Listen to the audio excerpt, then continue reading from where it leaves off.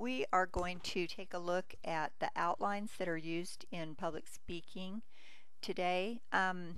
What these outlines are called is a preparation or a formal outline.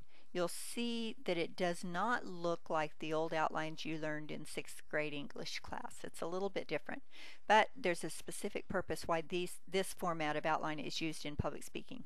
So let me briefly go over what you should be looking at when you write your own outline. You would see the normal heading that is on all college papers. Usually we use an APA format in college. MLA is most commonly used in high school, but you're in college now, so APA is the usual format. Now first you would have a title. This student's title is Cowboy Boots Are Back. Then under that you list the topic, and she's got written Cowboy Boots Are Old but New Again. General purpose. Remember I told you there are 3 general purposes of public speaking: to inform, to persuade, and to entertain. Her assignment was to give an informative speech. So her general purpose is to inform. If this had been a persuasive speech, her general purpose would have been to persuade. If it had been an entertainment speech, it would have been to entertain. So you're telling the general purpose. There are only 3, so she had 3 choices there, and this was her assignment, to inform. The specific purpose tells what is her specific goal with this particular speech. So you shouldn't overthink this. It's pretty straightforward, and basically it's the general purpose plus referring to the title. So her specific purpose is to inform my audience about cowboy boots. Again, don't overthink that. It's not a complete sentence. When you get down to the central idea, you might remember that from high school English as the thesis statement. In communication, we like to have our own names for things, so we call it the central idea, but it's exactly the same element.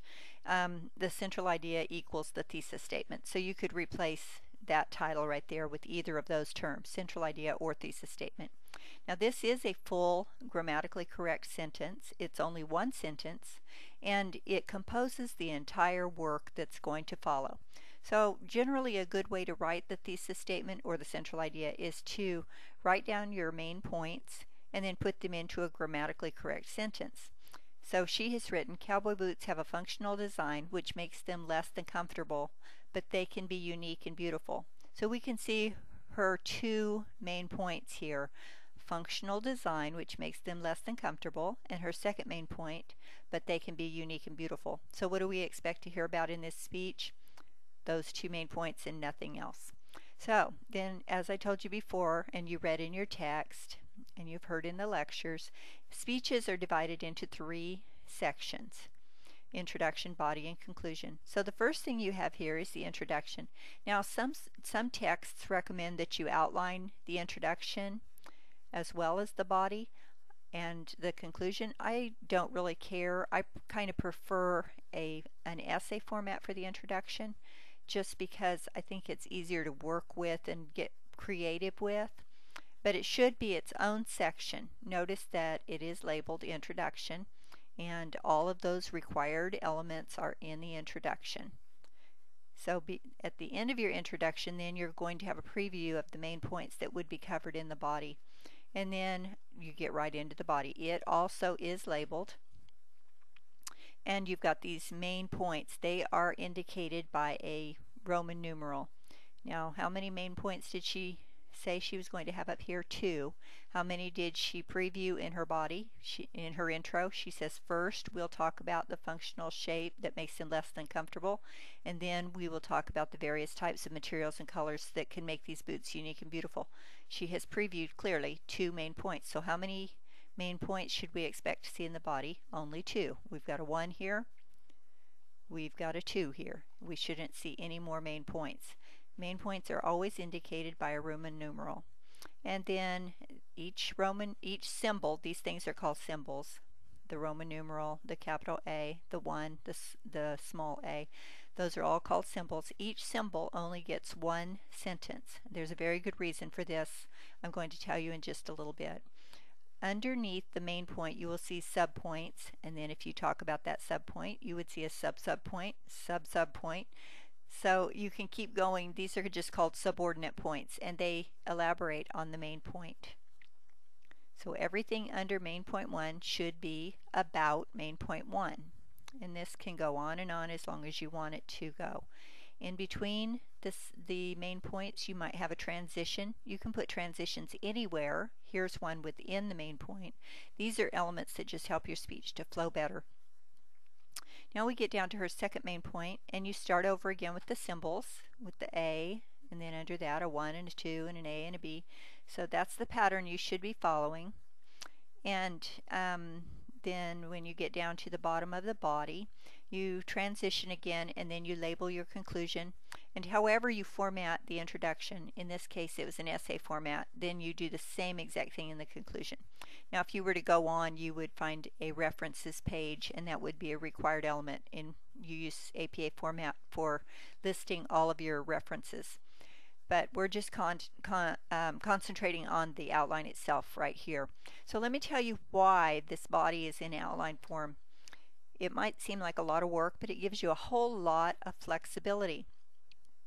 Now you know that your speech has to be in a certain time period. You will always have a time period, whether it's in class or if you're giving a professional speech. There's always a time period that you're expected to fill and not overfill. So you want to get very close to that time period. Well, let's say you have a 3-minute speech, which this one is. This outline was for a 3-minute speech. And you write it all out, and you're really doing well with your speech, and then you decide to read the entire thing. You would start here. You don't read this prior information. You start here, and you read that all the way through, and you find out, oh my goodness, I've got 5 minutes worth of material. Well, the easiest thing for you to do without throwing out the introduction, without throwing out the conclusion, without rewriting the speech, is go down here to these most subordinate points, and you can easily eliminate these. So you could eliminate something like that very easily, which would shorten your speech. Now these are subordinate points, they're not main points, so it doesn't really change the overall meaning of your speech.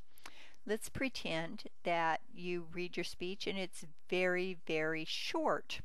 Well, instead of starting over from scratch and rewriting the whole thing, you can add by adding subordinate points. So that's the purpose for the flexibility in the body. It gives you the ability to find a certain sentence and either keep it or delete it, elaborate on it if you want to, and you have that ability to change the speech without totally rewriting it. So that's why they're written in this formal or preparation outline format. Now this is not what you take up to the lectern with you when you get ready to deliver your speech or up to the front of your audience. It's not what you take with you. You would take this information once you're comfortable with it and transfer the parts of it that you think you need to get through your speech. You would transfer that onto note cards. They're less obvious when you're standing in front of an audience. So that's our overview of outlines, and that's what you should be doing when you compose your speeches, is writing it just like this. The introduction is separate from the body is separate from the conclusion, and the body should always be in an outline format.